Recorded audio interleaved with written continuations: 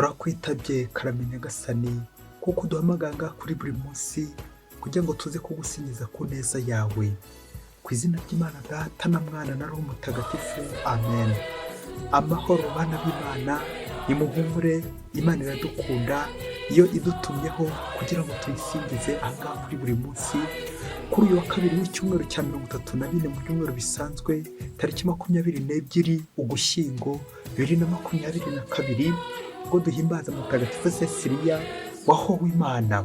Isomo ryamenye mu gitabo cy'ibyahishuwe umutwe wa 14 umurongo wa 14 kugeza ku wa 19.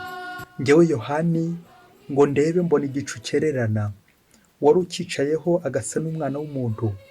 Yaratamirije ikamba rya zahabu ku mutwe, afite mu kiganza umuhoro utyaye. Hanyuma undi mumarayika asohoka mu ngoro, maze arangurura ijwi abwira wari wicaye hejuru y'igicu ati, cyamura umuhoro wawe maze usarure. Isaha yo gusarura irageze, kuko imyaka y'isi yeze. Nuko wari wicaye hejuru y'igicu arekurira umuhoro we ku isi, maze imyaka y'isi irasarurwa. Hanyuma undi mumarayika asohoka mu ngoro yo mu ijuru, nawe yari afite umuhoro utyaye. Undi mumarayika wari ufite ububasha ku muriro aturuka ku rutambiro, maze avuga arangurura ijwi abwira wari ufite umuhoro ati, cyamura umuhoro wawe utyaye maze ugese amaseri y'umuzabibu w'isi, kuko imbuto zawo zihishije. Nuko umumarayika arekurira umuriro we ku isi, agesa amaseri y'umuzabibu w'isi, akayanaga mu rwengero runini rw'uburakari bw'Imana. Iryo ni ijambo ry'Imana. Zaburi ya 96. Uhoraho araje, aje gucira isi urubanza. Nimuvuge mu mahanga muti, Uhoraho ni umwami. Yashinze isi yose ntihungabana, imiryango yose ayicira urubanza rutabera. Ijuru n'iryishime kandi isi nihimbarwe, inyanja niyorome n'ibirimo byose, imisozi nisabagire kimwe n'ibisesuyeho byose. Ibiti byose by'ishyamba nibivugirize impundu icyarimwe mu maso y'Uhoraho, kuko aje gutegeka isi. Azacira isi urubanza mu butabera, arucire n'imiryango mu butarenganya bwe.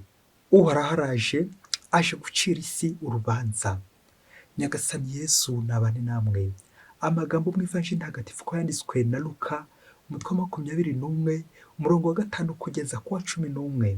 Muri icyo gihe, kubera ko bamwe barataga uko ingoro y'Imana itatse amabuye meza n'ibintu by'agaciro bari batuye, Yesu arababwira ati, mu byo mureba byose hazaza igihe hatazagira ibuye risigara rigeretse ku rindi, byose bizasenywa.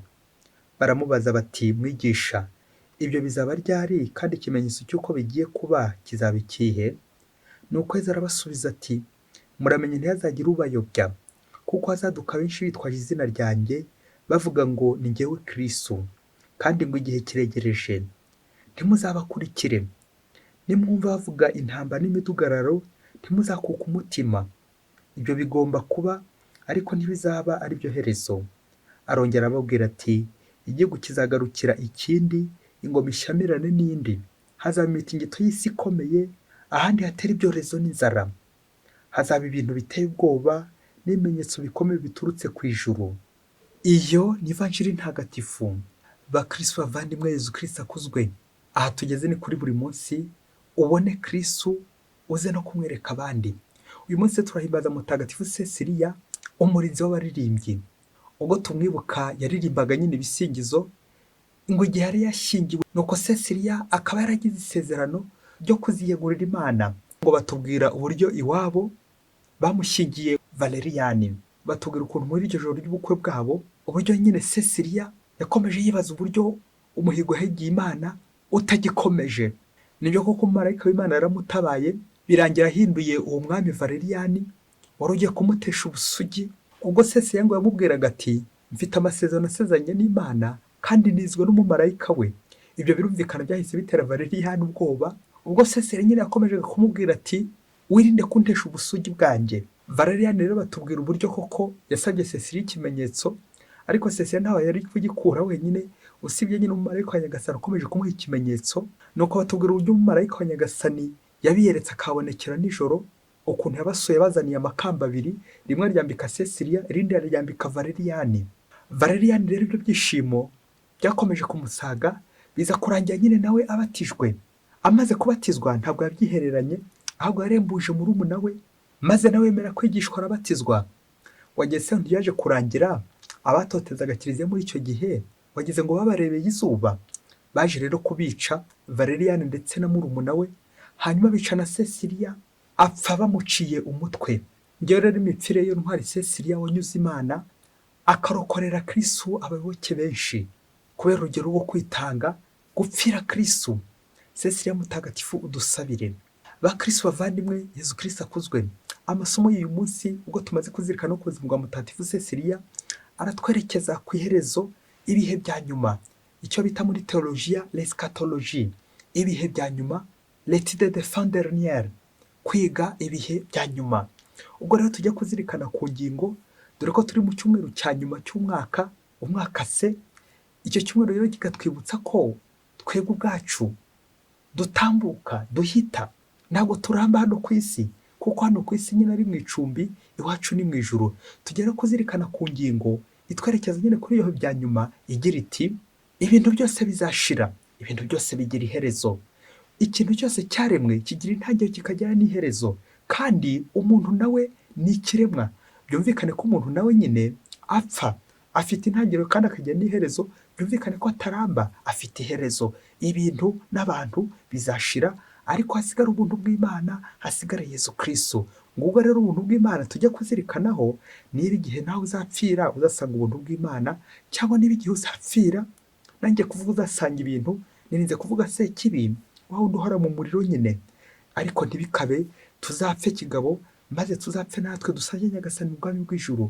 Nguko ko twese twakwifurizanya iki? Iherezo ryiza, ibihe byiza, ibihe byiza hakurya y'ubu bugingo, ibihe byiza hakurya y'imva, ibihe byiza nyuma y'ubu bugingo buhita bwa hano ku isi. Kugira iherezo ryiza, kuko ibintu bizashira, abantu bazashira, ariko hazasigara Yezu Kristo, we ingoma ye idashira. Mu isomo rya mbere tumaze iminsi tuzirikana igitabo cy'ibyahishuwe, ubwo kiri kuduherekeza kiducira amarenga y'ubuzima bwo hakurya y'imva, uko tuzaba tumerewe. Ubwo bakoresheje ijambo isarura, gusarura. Iyo umuhinzi asarura ubusanzwe agerageza nyine gutoranya, ntabwo atoragura, ahubwo aratoranya. Nguko iri somo naryo rituganisha ku bihe bya nyuma, batubwira uburyo abamarayika nyine bazaza gusarura. Nguwo umunsi w'imperuka, igihe tuzapfira tugacirwa urubanza, bamwe bakajya mu muriro, abandi mu ijuru. Turifurizanya rero iherezo ryiza, ijuru. Bityo natwe abamarayika b'Imana bazaze kudusarura koko, baduhunike nyine nk'imbuto nziza, ingano nziza. Isarura rya nyuma ku munsi w'imperuka, igihe wowe nanjye Nyagasani adutumiye kugira ngo tuzahure nawe. Ngiyi ni interuro y'umuririmbyi wa Zaburi uyu munsi, ubwo yagize ati uhoraho araje, aje gucira isi urubanza. Amen, amen, amen. Ngurwo urubanza rw'imperuka, aho twese ingingo y'urubanza iracyari ya yindi, ni urukundo, uko wakunze Imana ndetse n'uko wakunze mugenzi wawe. Iyo ngingo rero niyo ngingo y'urubanza rw'imperuka. Uhoraho araje, aje gucira isi urubanza.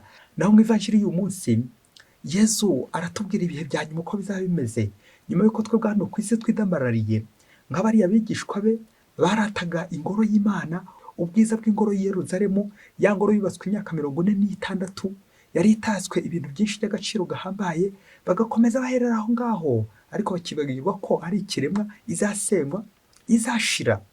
Nguko abantu benshi twirata tukiyemera kubera ibibazo dufite, kubera ubushobozi dufite, kubera ubutegetsi dufite, icyubahiro dufite, nyamara amaherezo tuzashira, tuzapfa. Yezu rero mu ivanjiri y'uyu munsi aratanga ihumure, araduhumuriza, aturarikira imidugararo n'ibiza bidutegereje imbere, biri imbere. Ariko Yezu agatwibutsa ko atari byo herezo. Ibintu n'abantu byose bizashira, ariko Imana yo ihoraho, ingoma y'Imana ihoraho. Ibi rero tubona bishashagirana byose, bitatse zahabu, bitatse neza, ibi byose bizashira. Kristo rero niyo ntangiriro, ni nawe herezo ya byose. Kristo ni Alufa na Omega. Kristo niwe soko ndetse na niwe herezo, ni intangiriro ndetse n'imperuka. Iryo tegeko nta muntu utarizi.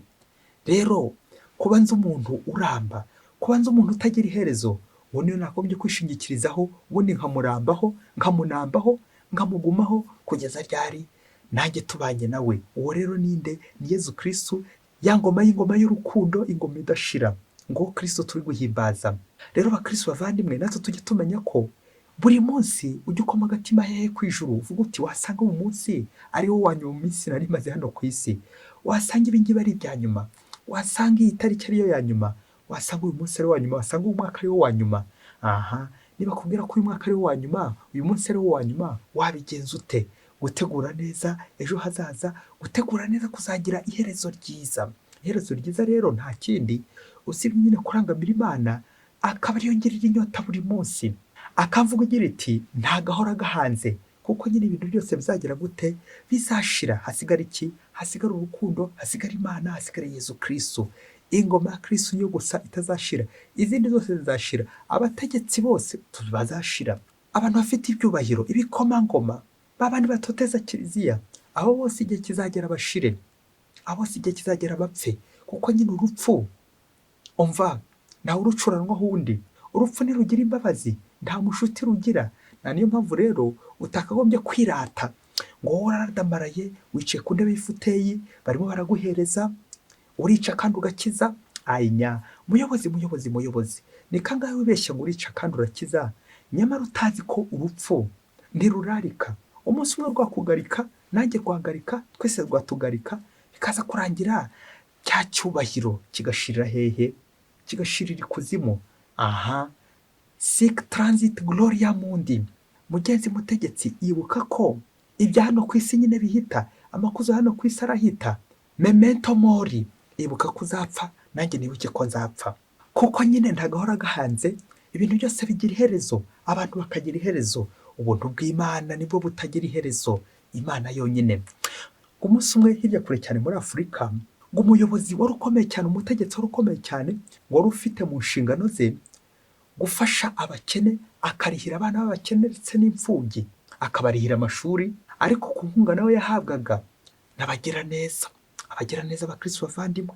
Umunsi umwe rero bamuvugiraho ukuntu umwana w'umukene yaje kumutabaza, amutakira, amutakambira ngo nawe amufashe yoye gucikiza amashuri. Umuyobozi rero ngaho fora uburyo agiye kumufasha nk'umuntu nyine wari ufite mu nshingano, nuko ngo kera kabaye atangira kumugirira ishyari. Nawe utekereza umuntu w'umutegetsi ukomeye ugirira umwana ishyari, ese ngo iryo shyari ryari riturutse he? Ngo yamugiriye ishyari ngo kubera ko uyu mwana yiganaga n'abana biwe akabarusha ubwenge mu ishuri. Nyumvira ababyeyi, umuyobozi ugirira abana ishyari, ngo hato amufashije ngo akamurihira, ngo umwana azakomeza kujya barusha mu ishuri. Nuko uyu muyobozi wo gufasha umwana w'umukene ayafashisha abana biwe, ngo ibintu bijyaho ibindi biri. Babyeyi, nuko babyeyi mu nyumvira akabaro k'umwana, ese uyu mwana arareka ishuri? Ese uyu mwana azongera kwiga gute? Nuko umugira neza umwe wabaga mu mahanga kure yumvise inkuru y'uwo mwana, akarengane k'uwo mwana, nuko arigomwa ngo agurisha imirima yari afite. Nanjye kuvuga yigomwa kurya umunyu ndetse n'amavuta, yigomwa ibintu kugira ngo arihire wa mwana. Igihe rero cyaje kugera, wa mwana w'umukene arangiza kwiga amashuri yisumbuye ndetse na kaminuza, ariga rwose araminuza, aba umuganga ukomeye, umudogiteri. Abikesha nde? Wamugira neza wagiye amurihira, akirya akimara, akugurisha utwo afite kugira ngo arihire uwo mwana, kandi ngo ntiyaranamuzi. Ngaho nawe tekereza, uyu muzi we yari amuzi, aje amutakira, none umwana agiye gufashwa n'umugira neza utamuzi nawe atazi. Bya bindi by'uko nyine nyakibatara arabushyitsi, kandi ngo ntagahora gahanze nyine. Igihe rero cyaje kugera, wa muyobozi nyine wari ushikamye kuri ya ntebe y'ifuteyi, ari kwica kandi ari gukiza, ahereza uwo ashatse, uwo atifuza ntamuhereze, ubufasha akabuha uwo ashatse, ndetse rimwe na rimwe akabuha babandi batanabukeneye. Nuko nyine ngo igihe kimwe cyaje kugera, bamwirukana kuri ka kazi kubera amafuti ye, amakosa yari yakoze, zamaguye, amanyanga n'ibindi byinshi cyane. Nirinze kuvuga za ruswa yaryaga, nirinze kuvuga ko yibaga, c'est en terme de millions. Babandi nyine badafatwa, biba byinshi ntibafatwe. Urumva umutegetsi se ko avuye ku butegetsi, aho ngaho nibaza kumufunga, aho ngaho guhingiriza araza kubishobora, arakuraho akazi. Nuko bamaze kumwirukana, murabyumva namwe, ubanza yarahitiye muri koma, atangira kwigunga, ibibazo bimubana byinshi. Wageze se ngo aho ngaho ntihakuriye uburwayi kubera nyine ubwo bwigunge n'ako kababaro gahinda, kubera ko bamwirukanye nyine ku kazi. Ya ntebe y'ubushefu ayivuyeho, none yicaye mu ivu nk'abandi bose. Babyeyi ngo ntagahora gahanze. Nuko wa muyobozi koko ibirwara bimukwaniraho byinshi cyane, harimo indwara z'umutima, igifu, umwijima n'izindi nyinshi cyane zimwikubitaho. Ni koko babyeyi, burya nta n'utarwara. Kurwara ni ibintu byoroshye cyane. indwara irakujegeza. Nuko rero wa muyobozi wacu amaze kurwara, amaze kuremba bikomeye, baza kumujyana kwa muganga. Ngo bamugejeje kwa muganga, nuko ageze kwa muganga basanga ari wa mwana yari yaranze kurihira ishuri, wa undi wize arihirwa n'umugiraneza, ariwe koko uri kuvura aho ngaho muri ibyo bitaro, ariwe kandi inzobere muri izo ndwara uwo mutegetsi wacu yari arwaye, wa undi wanze kumurihira. Ngaho nawe fora uburyo umwana agiye kumubona, icyo aza kumukorera, ese ari buze kumwishyura, ubundi nawe mwihimureho nk'uko yamugenjereje, amugereye muri ka kebo uyu mutegetsi yamugereyemo. Uwo mwana se yamucira wa mugani ngo akebo kajya wamugarura. Nuko wa mwana agira gutya, amwitaho bikomeye cyane, aramuvura, amwitaho uko ashoboye kose, maze igihe kiza kugera umutegetsi arakira, aroroherwa. Ngo amaze koroherwa, ngaho nakurira iyi foto ubwo bagiye guhura ngo baganire n'uyu mwana, uyu yari yanze kurihira, none akaba koko yarinze atari kubwe kubera Imana. Gusa nyine ntabwo twirirwa tubitindaho uburyo baje kuganira, bishoboke ko uyu mutegetsi yaje kumusaba n'imbabazi, gusa nyine isoni zari zimwishe nk'ikimwaro cy'imisoro 25. Uyu mugabo nyine kubera ko mvaga ntaho ateze kuzongera guhurira n'uyu mwana, dore ko yibwiraga ko ubwo atamufashije, ubwo mwana ngo yahise ajya kuragira nk'amatungo, agatorongera hirya hose mu bihuru, ndetse yumvaga atakibaho, yaragiye nko kuragira nk'ingurube cyangwa inkoko. Bakristo, nguko ko ntagahora gahanze. Umwanya uriho none ejo uzawuvaho, kuri iyi si nyine ni gatebe gatoki. Ese mubyeyi mukristo muvandimwe, wowe umuntu aguhemukiye bene aka kageni, uyu nguyu wagombaga kukurengera akaba ari ukurenganya, wamukorera iki nawe kuri mu biganza nk'uku nguku uyu mubose ari uyu mwana mu biganza, ari ugiye kumuvura, wowe wamukorera icyo ari wowe? Kandi wasanga hari uwahita amutera urushinge rw'amazi, hari uwasanga ahita amugirira nabi, ngubwo uburozi ngo kwa shitani nyine. Umuntu aguhemukiye ufite ububasha kuri we nyuma, wamugenzereza ute? Uwo mwitozo ujye ukora uzirikana ko nyine iherezo ry'umuntu urangiza kumwica, nawe ejo bundi bakazakwica. Buri cyo cishe mugenzi wawe, wari uzi ko nawe icyo bazakwicisha. Kuri iyi si no kwitonda turabimukira, ubuzima bwacu kandi ni ubusa. Sic transit gloria mundi, ainsi passe la gloire du monde. Umva, icyubahiro amakuzo birayoyoka. Ubu uri umushefu none, ubu uri umutegetsi none, ngo uri kwisha kandi ugakiza ukabyibwira ukabyigamba, nyamara ejo bundi indwara ishobora kujya gukiga kujegeza, ugahura n'ikibazo cy'ingutu, ukazatakira wa wundi wahoza gutakambira, wowe ukanga kumutabara, aho kumutabara ahubwo ukamutaba. Ibaze nawe kuri iyo foto y'umuntu wahoza gutakambira akagutakira, none nawe nyuma ibintu bimaze kugushiraho ndetse n'abantu bagushizeho, uburwayi bukugeze kure, ibibazo bikugeze kure, none nawe uje umupfukamira, uri imbere mu bitaro, uri imbere ye ku gitanda agiye kukugira neza. Tekereza nawe umuntu wagiriye nabi none akaba akugiriye neza, iyo neza uzayakira ute? Nizere ko nawe uzisubiraho maze ukarangamira Imana, kuko Imana niha abantu umutima mwiza, babagira neza, bafasha abandi, maze Imana ikabagira neza, ikabakoresha, ikabakoreramo. Erega abakristo bavandimwe, Imana ntabwo ikorera mu kirere, Yezu Kristo ntabwo ari ikivejuru. Niyo mpamvu ihitamo nanjye kuvuga abakene, abapfakazi, indushyi, kandi bene abo ngabo kari bo bigomwa. Ejo twazirikanaga ku itoro ry'umupfakazi, nguko umugiraneza yemera kugurisha ibyo atunze, imirima ye, kugira ngo yite kuri wa mwana barenganyije, wa wundi banze kurengera, maze akamurengera kandi akamurenganura, atumwe nande? Atumwe na Yezu Kristo.